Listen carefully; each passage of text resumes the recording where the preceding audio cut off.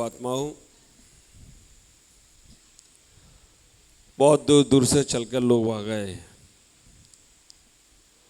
और जियागंज वाले हमारे पास मुर्शिदाबाद भी आए थे। तब उन्होंने भावना रखी थी कि महाराज जी आना है, उसी वक्त आना था, लेकिन पूर्वोत्तर की यात्रा पर चला गया। 2 साल बाद आया हूं। आप विचार करना, जब हमारे भाग जागते हैं, पुण्य जागते हैं, तभी हमें गुरुओं का सानिध्य प्राप्त होता है।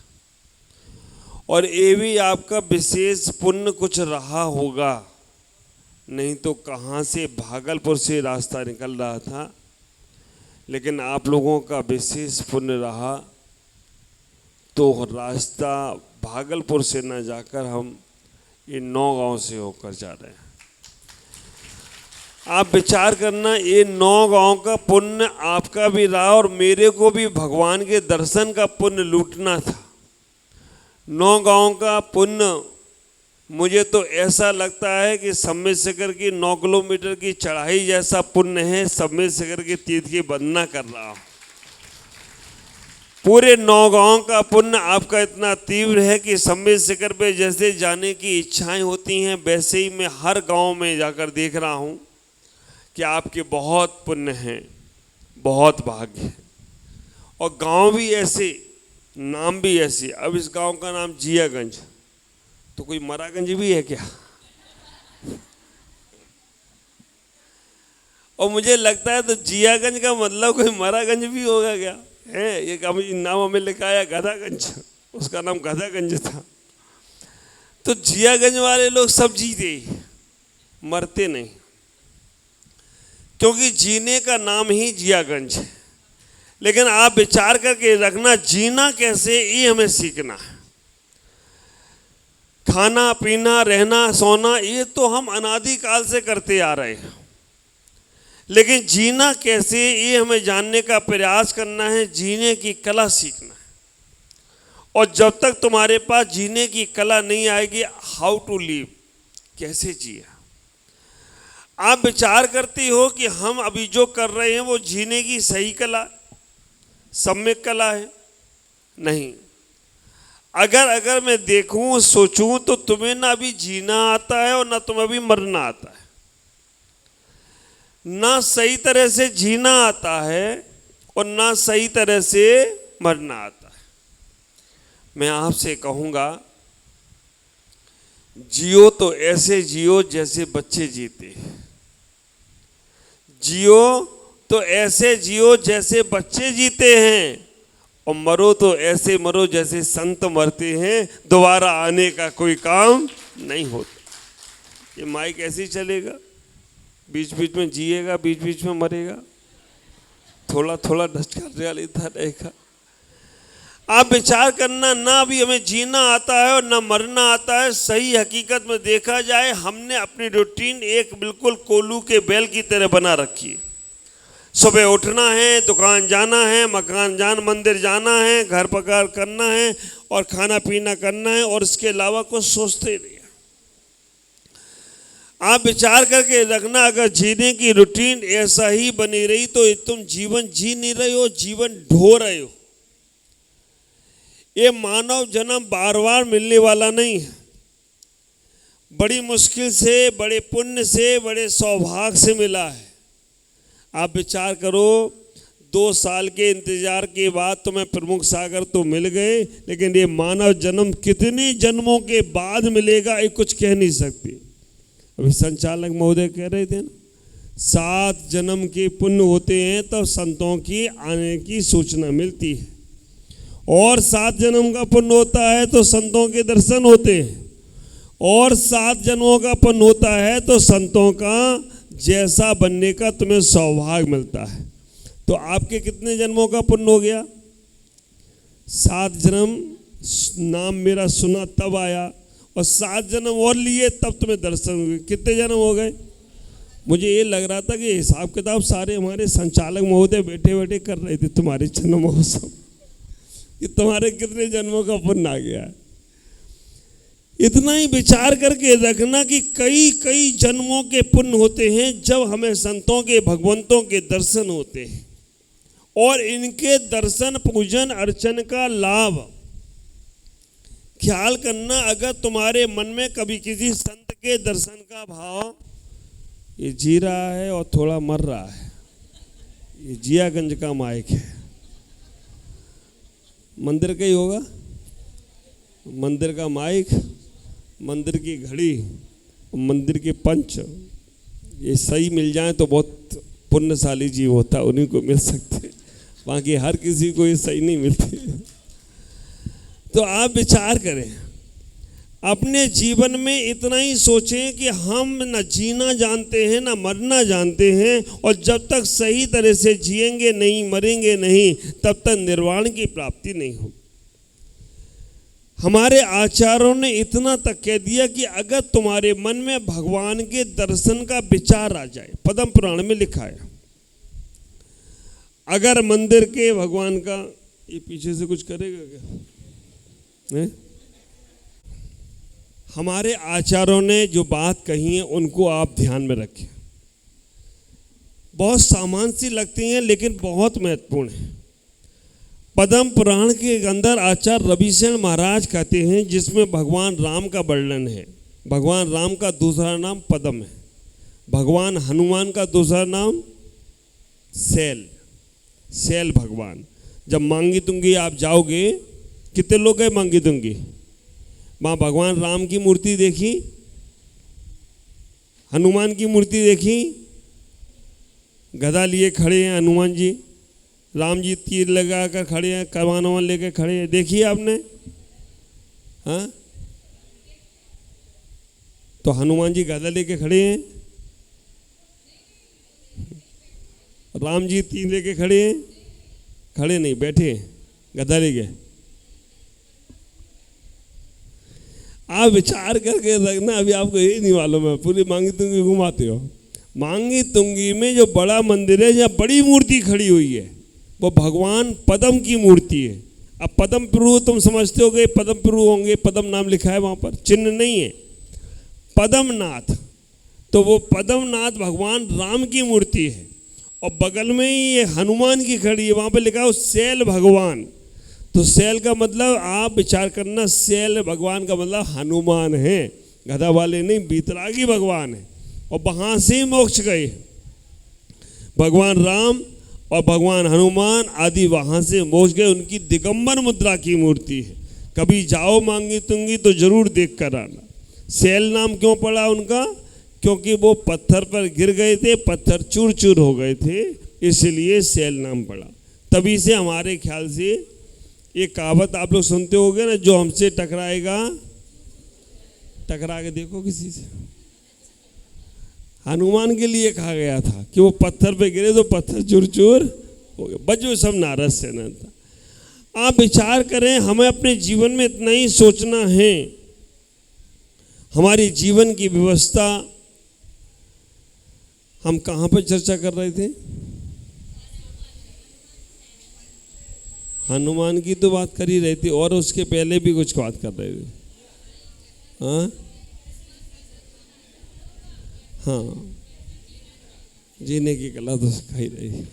तो आप विचार करें, हमें अपने जीवन में ऐसे कार्य करना चाहिए जिससे हम जीवन को जी सकें। अभी ना हमें जीना आता है ना मरना आता है। हम अपने जीवन को कैसे व्यवस्थित होकर जिए, हम कैसे अपने जीवन को अच्छे से अच्छा बनाने का प्रयास करें, कैसे हम अपने जीवन को, हाँ पद्म पुराण की बात कर रहे थे।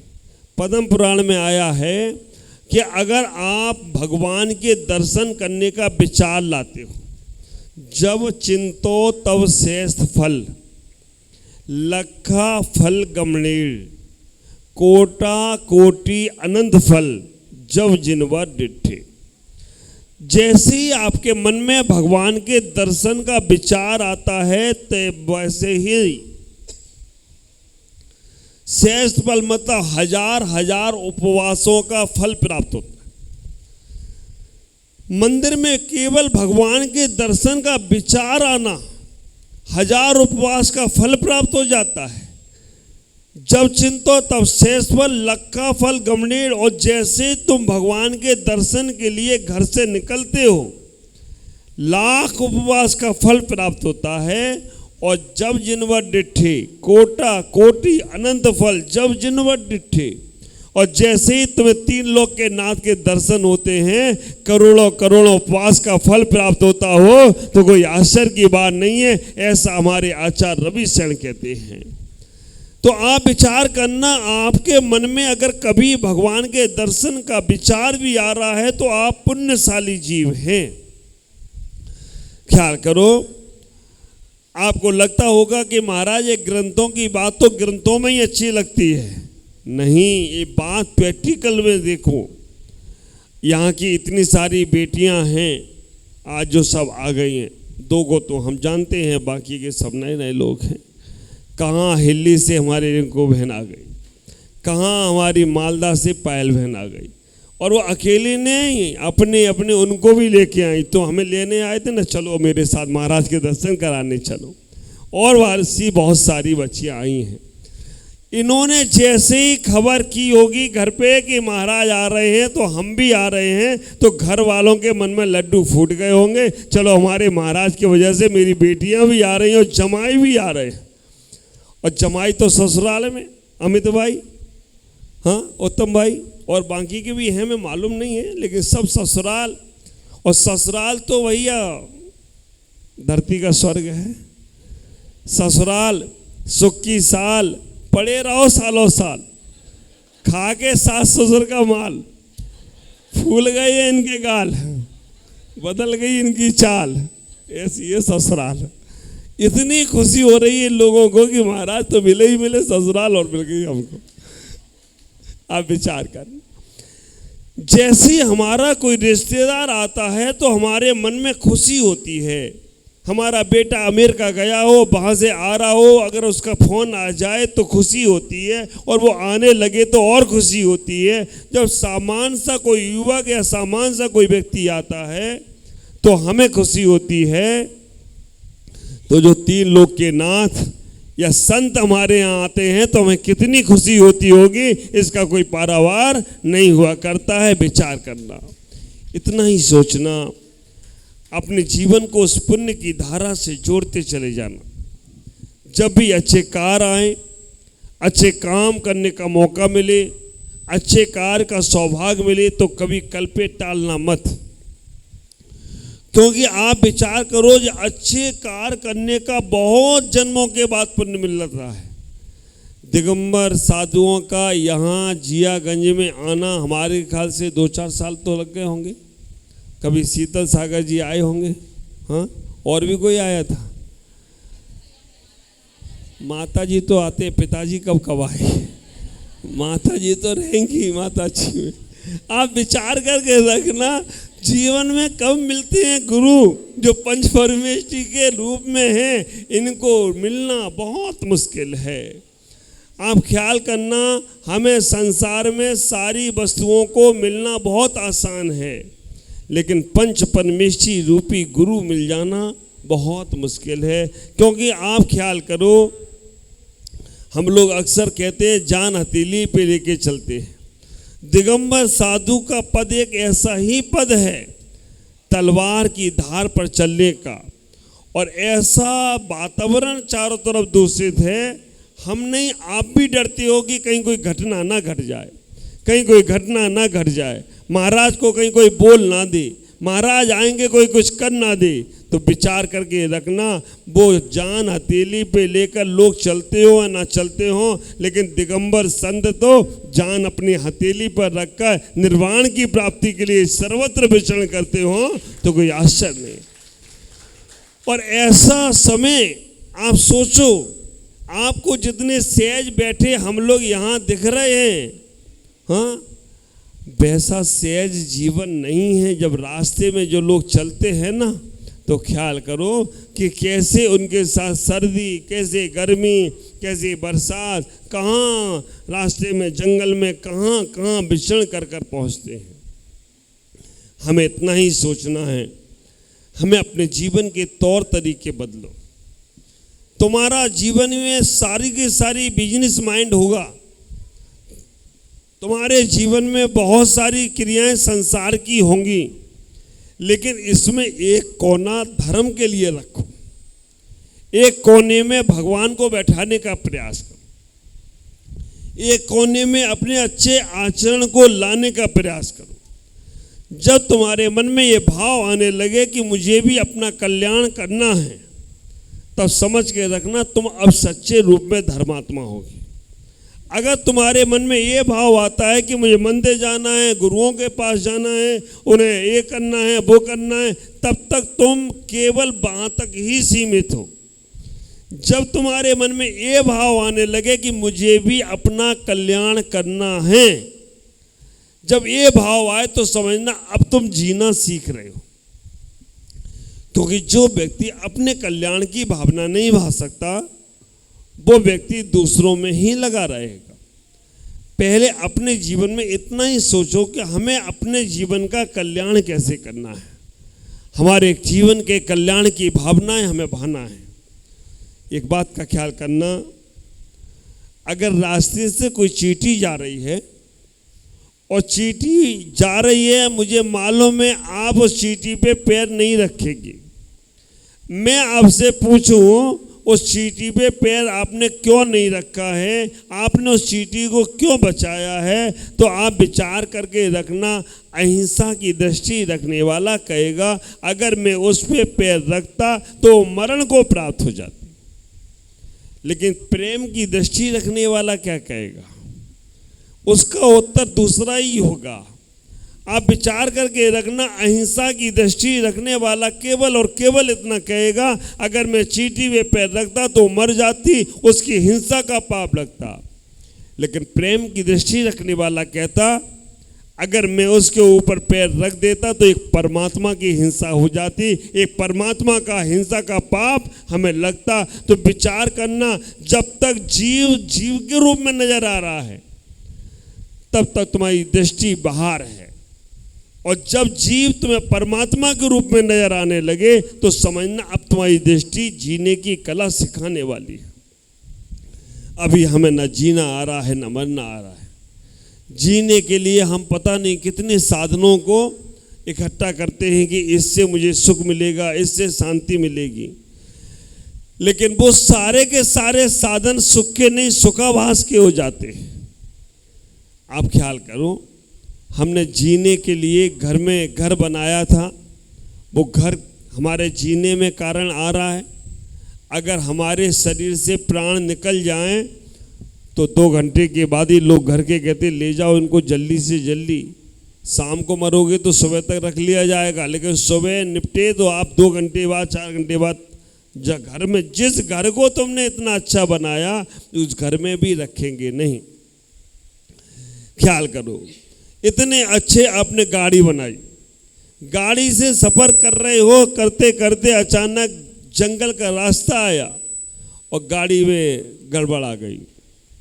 तुम्हें लगता है कि जल्दी से जंगल पार कर जाऊं, नहीं तो एक गाड़ी यहाँ खड़ी हो गई, अभी और कुछ गड़बड़ हो जाएगा तो दिक्कत है। उस गाड़ी को छोड़कर भागने की कोशिश करते हो। हमने जितने साधन बाहर के ढूंढे हैं सुख के लिए, जितने साधन हमने ढूंढे हैं बाहर के सुख साधन के लिए, वो सारे के सारे दुख में कारण बनते हैं।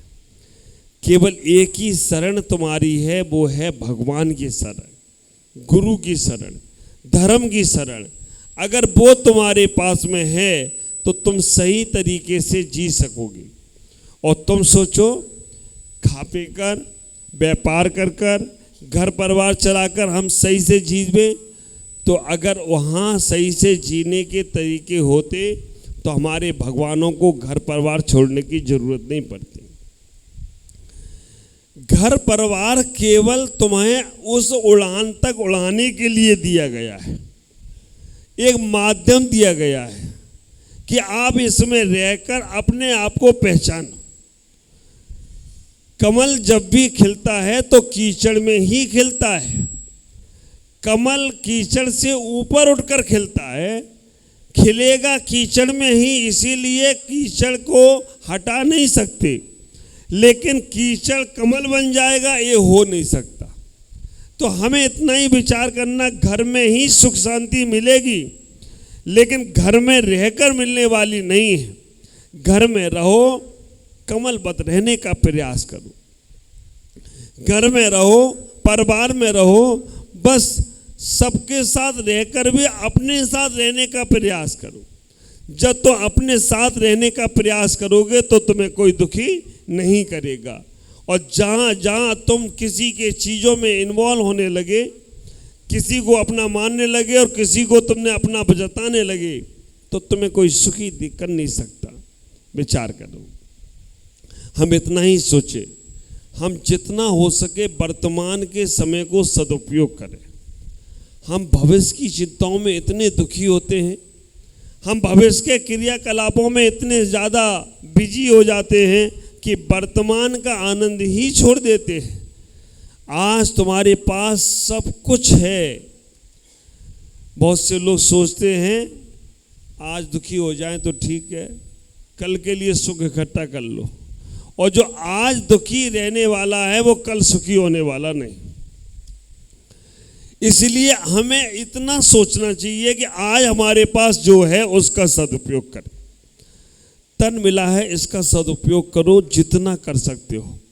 अभी तुम्हारे पास शरीर है, अच्छा शरीर है, चल फिर सकते हो, तो पुरुषों को रोज अभिषेक जरूर करना चाहिए। क्योंकि ये शरीर तुम्हें कल जब बुढ़ापा आएगा, हाथ पैर नहीं चलेंगे, तो तुम चाहोगे भी कि मंदिर का कलश पकड़ लें, तो मंदिर वाले कहेंगे अभी अभिषेक नहीं कर सकते क्योंकि तुम्हारा हाथ पैर हिल रहे हैं। जब तक हाथ पैर में दम है तभी तक भगवान का अभिषेक कर सकते हो। महिलाओं के पास अभी भाव है, पूजा कर सकते हो, अर्चना कर सकते हो। आप विचार करना, आप सोचो कल करेंगे, कल आने वाला नहीं है। आप अपने जीवन में तन का सदुपयोग करें। तन का सदुपयोग करने वाला एक दिन वज्र सब नारद सैन्य प्राप्त करता है। मन का सदुपयोग करने वाला एक दिन केवल ज्ञान प्राप्त करता है। धन का सदुपयोग करने वाला एक दिन चक्रवर्ती का पुनर्जन करता है। और जीवन का सदुपयोग करने वाला एक दिन सिद्धालय को चला जाए तो कोई आश्चर्य की बात नहीं है। इतना ही विचार करना, हमें हमारे पास जो मिला है उसका सदुपयोग करो। अभी तो स्थिति ये है कि हम अपने काम खुद भी नहीं कर सकते। हम अपने काम करने के लिए दूसरों को रखते हैं। ख्याल करो, 5-7 काम ऐसे हैं जो आदमी खुद करेगा तो उसे पुण्य मिलेगा, अन्यथा दूसरा करेगा तो उसे कुछ नहीं मिलेगा। मंदिर में भगवान के अभिषेक के लिए हमने पुजारी लगा रखा है। आप विचार करो, हमने मंदिर में पूजा की सामग्री के लिए माली लगा रखा है, झाड़ू पोछा के लिए नौकर लगा रखा है। कभी गुरुद्वारे चले जाओ, आपको सही धर्म समझ में आ जाएगा। कभी गुरुद्वारे चले जाओ, देखो वहाँ बड़े से बड़े धन्ना सेठ अपने गुरुद्वारे में खुद झाड़ू लगा रहे हैं, जूते की पालिश तक कर रहे हैं। अच्छे अच्छे घर की महिलाएं वहाँ लंगड़ में रोटी बनाती हैं। और मुझे बताया कि मुर्शिदाबाद जिला में एक ही गुरुद्वारा है। यही है क्या? देखो बगल में ही गुरुद्वारा है, वहाँ से सीख लो कभी जाकर। आप विचार करना, बड़े से बड़े घर की महिलाएं भी घर में लंगर में वहाँ पर गुरुद्वारे में जाकर भोजन बनाती। और हम लोगों की संस्कृति कैसी बदल गई। पहले का जमाना था, जब घर में कभी किसी की शादी होती थी ना, तो घर की महिलाएं खाना बनाती थी। और शादी में नाचने के लिए कहाँ से बुलाते थे? बाहर की महिलाएं नाचती थी। अब क्या हो रहा है? बाहर की महिलाएं खाना बनाती और घर की महिलाएं बाहर नाचती। आप विचार करके देखना, हम कहाँ से कहाँ तक हो गए। पहले की जब तक शादी नहीं होती थी, बहुत सारी बच्चियां बैठी हैं यहाँ पर, शादी नहीं होती थी तब तक ससुर चेहरा नहीं देख पाता था, है ना। अब ससुर तो देखता ही नहीं था चेहरा। और अब तो अगर बहू घर में बैठी है, ससुर खांसी भी करे तो बहू कहेगी पर्दा करना तुम करो, मेरे को जरूरत नहीं है। और आजकल जो एक विकृति चली है ना, आप विचार करके रखना, ये विकृति आज फैशन बन गई। शादी के पहले वो का फोटो वोटो खिंचवाते हैं ना। हाँ, अब जो भी हो तुमको ही मालूम, हमको तो मालूम नहीं है, हमें बताते हैं। आप विचार करके रखना, ये सारी जो विकृतियां हमारी संस्कृति को खराब कर रही। हमें इतना ही सोचने का प्रयास करना है, घर में जब महिलाएं अपने घर में चौके में किचन में नौकर को नहीं जाने देती थी, वो घर में संस्कार पढ़ते थे, मिल बांट कर काम करते थे।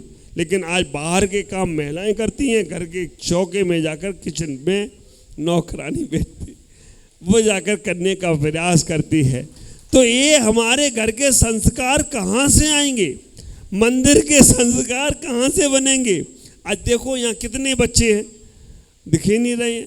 एक वो दिख रहा है मेरा मालदा वाला छोटा सा, क्या नाम है उसका, क्या नाम बेटा तेरा? उमंग, उमंग संग। देखो कहाँ मालदा से, इससे आप इससे सेवा करवा लो भैया बढ़ती, लेकिन वो महाराज की फ्री करता है, बाकी के 500 रुपये लेगा। तो कहाँ से वो आकर वो सेवा करने के लिए गुरु जी के पास चल रहा है? क्यों? क्योंकि हमारे ताराचंद जी बाबू जी के संस्कार अच्छे हैं, उनने अपने परिवार को अच्छे संस्कार दिए। राकेश आया, ब्याह कराया और गया। तुम बुलाते रहे, उसने कि मैं नहीं रुकने वाला हूँ, मैं तो गया। अमित भाई आ गए, ब्याह कराएंगे। ऐसे बच्चों को संस्कार दो। हमें इतना ही विचार करना है, हमारी विकृतियाँ हमें जीवन में कहाँ से कहाँ तक लेकर जाएंगी। हमारे पवन जी दारा कहाँ दीमापुर पूरे परिवार के साथ बैठी, मंजू बहन पूरे परिवार के साथ बिहार करा रहे, बेटी को भी लाए, बेटे को भी लाए, चलो गुरु के साथ। तो हमें अपने जीवन में अगर लाइफ जीना है, अच्छे जीना है, तो हमारे घरों में विकृति वाले कार्य नहीं होना चाहिए। हमारे यहाँ शादी हो, संबंध हो, अच्छे संस्कार के साथ जीने का प्रयास करो। अभी हम अपने काम दूसरों पे जब तक डालते रहेंगे, देखो भगवान का अभिषेक करना है, मंदिर में पूजा पाठ करना है, आप दूसरों को पैसा दे के कराए उसका फल तुम्हें मिलेगा नहीं। भगवान का अभिषेक पूजन जब तुम करोगे तो तुम्हें अपन मिलेगा। बीमार हो जाओ, दवाई तुम खाओगे तो ठीक हो गया, दूसरा खाएगा तो ठीक होगा, शायद दूसरा खाए तो ठीक हो जाते हो, हैं जियागंज वाले, खुद खाना पड़ेगी। स्कूल में पढ़ना है, एग्जाम देना है, दूसरा पढ़े तुम पास हो सकते हो क्या? नहीं होगी। भूख लग रही है, पड़ोसी ने खाना खाया, तुम्हारा पेट भर जाएगा क्या? आप विचार करके रखना, ये सारे कार्य स्वयं करना पड़ते हैं। और हम इतने आलसी हो गए, आज भौतिकता के युग में इतने आलसी हो गए कि हमें दरवाजा भी खोलना है ना तो रिमोट वाला दरवाजा हो गया, रिमोट से दरवाजा खुलता है।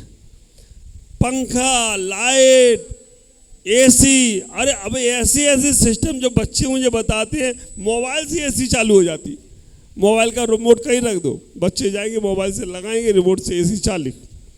तो हमने अपने जीवन को कितना पराधीन कर लिया।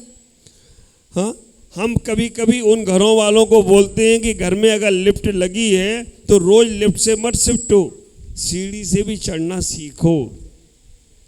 नहीं तो हमारी स्थिति ये हो गई कि हम हर काम दूसरे पे सोचते कि वो करेगा तो ही हम देंगे।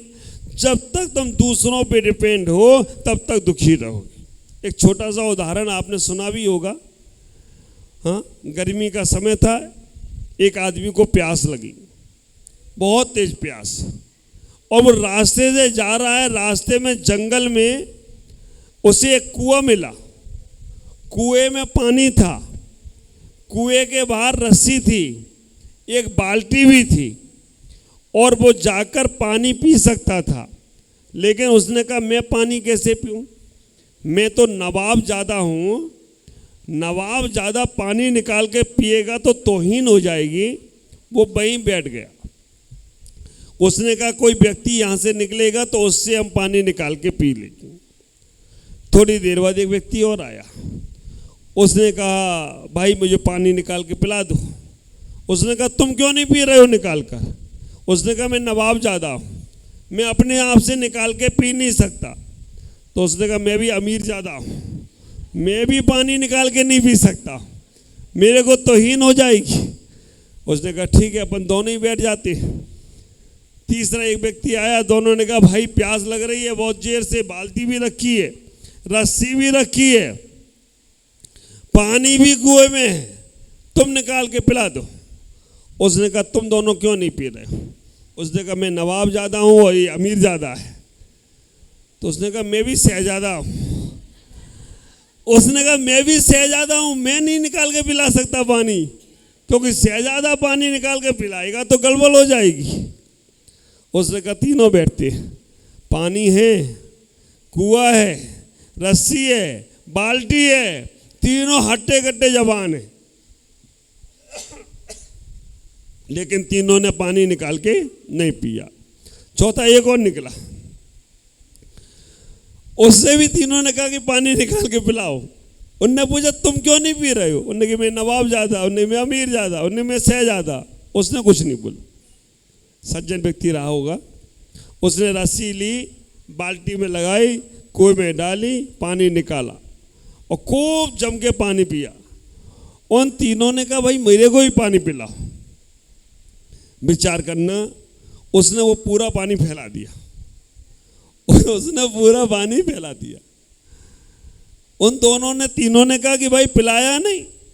तो उसने कहा तुम नवाबजादे, पानी निकाल के पी नहीं सकते, तुम अमीरजादे, पानी निकाल के पी नहीं सकते, तुम शहजादे, पानी निकाल के पी नहीं सकते, तो मैं भी हरामजादा हूं, तुम्हें पानी पिला नहीं सकता। आप विचार करना, उसने कहा मैं भी हरामजादा हूं, ज्यादा तो ज्यादा। तो कभी कोई ऐसा हरामजादा मिले और तुम्हारे कामों को रोक दे तो तुम्हारा गड़बड़ मामला हो जाए। इसलिए जब तक हाथ पैर चलते हो अपने काम खुद करो, सुखी रहोगे। जब तक ये पति लोग पत्नियों पे डिपेंड है ना, नहीं मिलेगा तो दिमाग खराब होगा। पत्नियां पति पे डिपेंड आजकल तो होती नहीं है, आजकल तो वो खुद कमाने लग गई है। लेकिन हमें इतना ही विचार करना है, हम भगवान के काम, गुरुओं के काम, अपने घर के काम अच्छे से करें। हमें जीवन जीना है तो ऐसा जिए कि दूसरों से अपेक्षा कम रखो। मतलब की बात आप समझो, हम दूसरों से जितनी अपेक्षा कम रखेंगे उतना हम सुखी रहेंगे। जितना ज़्यादा हम दूसरों पे डिपेंड होते जाएंगे उतने ज़्यादा दुखी होंगे, क्योंकि वो नहीं करेगा तो हमारा काम बिगड़ेगा। अगर हम दूसरे पे ज़्यादा डिपेंड हो रहे हैं तो हमारी इच्छाएं और बढ़ेंगी। हम इच्छाएं सीमित करें, लोगों से अपेक्षाएं कम करेंगे। और एक बात का ख्याल रखो, जो व्यक्ति अपने आप को समझने लगता है, अपने आप को जानने लगता है, जो अपने आप को सुखी करने लगता है, वो दूसरे को दुखी नहीं करता है।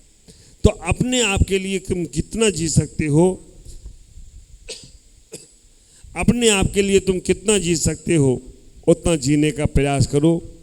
जियागंज का नाम बहुत सुना था, सुनने के साथ साथ मंदिर का भगवान और वेदी भी बहुत सुंदर। और खुशी की बात है कि मंदिर में एक ही वेदी है। मैं अक्सर हमेशा बोलता हूँ, शहर में कम से कम मंदिर हो, मंदिर में कम से कम वेदी हो, और वेदी में कम से कम भगवान हो तो मन बहुत अच्छा लगता है। तो वैसा ही यहाँ देखने को मिल रहा है। छोटा सा चैतालय भी है, क्योंकि बड़ी यात्रा करने के बाद छोटी यात्रा करना पड़ती है। तो आप दोनों में भेदभाव ना करें, दोनों ही अपने मंदिर हैं, हम दोनों में जाने का प्रयास करें। कभी ऐसा मन में नहीं लाना कि उसमें नहीं जाऊंगा, ये तो और ज़्यादा पुण्य मिल गया है। वैसे तो एक ही होना चाहिए था, लेकिन अब कोई मानसिकताओं से दो हैं, दोनों का लाभ लेने का प्रयास करें और दोनों में हमें जरूर लाने का प्रयास करें। आप लोगों की बहुत इच्छा है कि महाराज जी जियागंज में रुक जाए। कल से ही सीरियल चल रहे, कल से ही बार बार हमको बोला जा रहा है कि महाराज जी जियागंज रुक जाएं। मैंने कि बहरनपुर वालों को आ जाने दो। अगर बहरनपुर वाले आकर बोल देते कि महाराज जी रुक जाओ, तो मुझे रुकने में क्या दिक्कत, मैं यहीं रुक जाऊंगा। कहाँ है बहरनपुर वाले? रुक जाएं यहाँ पर, कल शाम को पहुँच जाएंगे आपके यहाँ। हाँ? नहीं हो सकता है। तो आप विचार करके रखना, बहरनपुर वाले छोड़ेंगे नहीं। और रुकने का मन होते हुए भी, क्योंकि अभी यात्रा लंबी है, कलकत्ता तक पहुंचने का प्रयास है, लेकिन हमें एक बार अभी केवल देखने आए थे कि जियागंज में कैसे लोग हैं, है ना। अभी देख लिया है, अब आगे तुम्हारी भक्ति रहेगी तो आगे ज़्यादा से ज़्यादा समय देने का प्रयास करूं, क्योंकि अभी तक के प्रवास में हमारे ख्याल से सबसे कम समय सन्मति नगर को मिला और दूसरे नंबर पर जियागंज को मिला। लेकिन फिर भी आप लोग अपनी भक्ति रखेंगे और भावनाएं रखेंगे। जियागंज में कभी चातुर्मास हुआ क्या? किसका चातुर्मास हुआ? शीतल सागर, उनके तो 2-3 हो गए थे। शीतल सागर जी को तो कोरोना के चक्कर में चातुर्मास करा लिया आप लोगों ने। कोविड हो गया था ना, 9 महीने रुके थे। तो मैं आपसे इतना ही कहूँगा, भावना बना के रखिएगा। चातुर्मास के लिए समय नज़दीक है। कलकत्ता की ओर दया सागर का भी हुआ होगा। चलो अब सबके गिराओ मत। इतना ही कहना चाहूँगा कि आप अपने जीवन में ऐसे पुण्य को अर्जन करते रहें। आपकी भावनाएं हैं, और अगर मैं आपकी भावनाओं के साथ अगर चलूं तो फिर आगे पहुंचना बहुत मुश्किल होगा। इसलिए